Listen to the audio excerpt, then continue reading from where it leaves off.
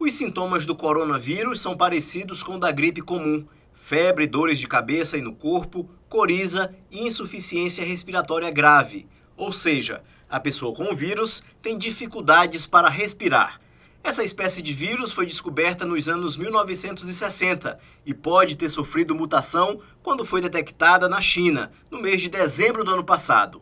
A médica sanitarista Conceição Assis conversou com a nossa equipe e falou sobre o vírus que tem deixado o mundo inteiro preocupado. A pessoa, quando ela é acometida por essa infecção, que graças a Deus não temos ninguém no Brasil ainda, né? E nem vai ter, nós estamos crendo, mas ela se manifesta com sinais e sintomas de uma virose comum, né? E só que ela faz uma insuficiência respiratória. Geralmente as pessoas vão se queixando de dificuldade para respirar e então ela passa a ser uma suspeita do novo coronavírus, porque esse coronavírus já foi descoberto na década de 60. A médica sanitarista diz também que, apesar da gravidade da doença, não foi divulgado um protocolo sobre como se prevenir do vírus, mas é importante redobrar os cuidados com a lavagem das mãos. Nós temos que tomar a medicação sintomática para febre, para coriza mesmo, sempre procurar lavar bem as mãos com frequência e, quando espirrar, proteger com a manga, né, da sua blusa, para evitar a pulverização desses vírus, aliás.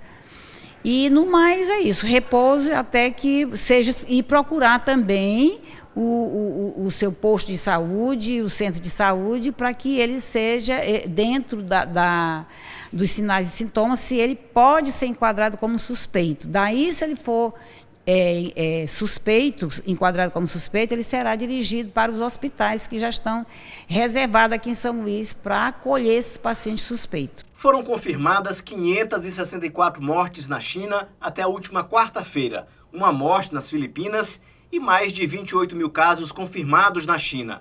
Mais de 1.000 pessoas já se recuperaram no país.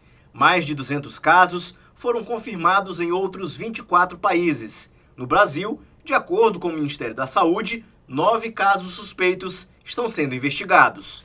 E por conta desse número de casos, o setor do turismo em todos os continentes pode sofrer consequências. É que, sem controle ainda do vírus, as pessoas ficam com receio de viajar, mesmo que seja para países onde não se tenham casos confirmados. No Maranhão, as agências de viagem não têm muita tradição em venda de pacotes para o continente asiático, especialmente para a China. Os roteiros mais procurados são para a Europa e América do Norte. E até agora, o coronavírus não prejudicou a venda desses roteiros. Não foi cancelado nada para a Europa, para os Estados Unidos. A gente toma certas precauções nesse momento que a gente está vivendo, né, com esse vírus que é mundial aí. E o Brasil está se protegendo e protegendo também o seu povo, né? As autoridades. Mas assim, os pacotes que para os Estados Unidos e para a Europa, nenhum até agora foram cancelados e nem voos foram cancelados. No aeroporto de São Luís, por exemplo, não houve alteração do movimento por conta do coronavírus.